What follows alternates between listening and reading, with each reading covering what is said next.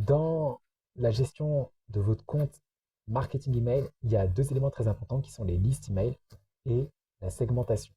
Alors rapidement, les listes email, ce sont tout simplement des listes, comme le nom l'indique, dans lesquelles vous placez vos abonnés en fonction d'actions qu'ils ont réalisées. Donc, par exemple, en fonction de de l'origine, de leur origine, de l'endroit d'où ils viennent pour arriver dans votre compte email. Si par exemple c'est une page d'atterrissage pour un tutoriel ou une page d'atterrissage pour un produit que vous vendez, vous allez les placer dans des listes email différentes. Donc ça, c'est le principe de la liste email. Elle peut être mise à jour, bien sûr, en fonction de certaines actions. Si par exemple, ils n'ouvrent pas 5 mails ou 6 mails, vous pouvez décider explicitement de les retirer de cette liste email. La segmentation, c'est différent.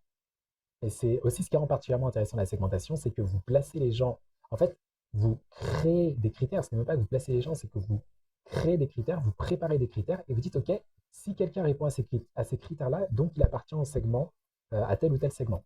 Et c'est ce qui rend le segment très puissant, c'est qu'il se met à jour en permanence. C'est une donnée qui est live et qui restitue un visu en direct, vous voyez, de votre compte email.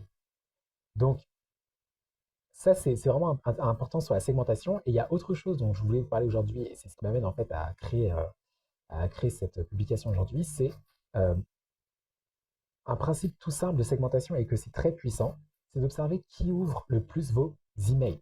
Donc vous pouvez créer un segment en disant, OK, ceux qui ont ouvert 40 ou 50 emails, par exemple, dans les 6 derniers mois, appartiennent à un segment que vous pouvez, par exemple, appeler liste active, ce genre d'éléments. Ce qui est bien, en fait, avec ce segment-là, c'est que il vous permet de faire plusieurs choses. Déjà, vous avez déjà une liste, vous savez que, elle est très réceptive à ce que vous allez faire. Donc, si vous avez une offre, par exemple, que vous souhaitez tester, vous pouvez l'envoyer sur cette liste hyperactive. Maintenant, à voir si vous souhaitez la tester sur cette liste active ou sur d'autres listes éventuellement et revenir ensuite vers cette liste active. Et ça, c'est très intéressant. Vous savez qu'ils vont être très réceptifs.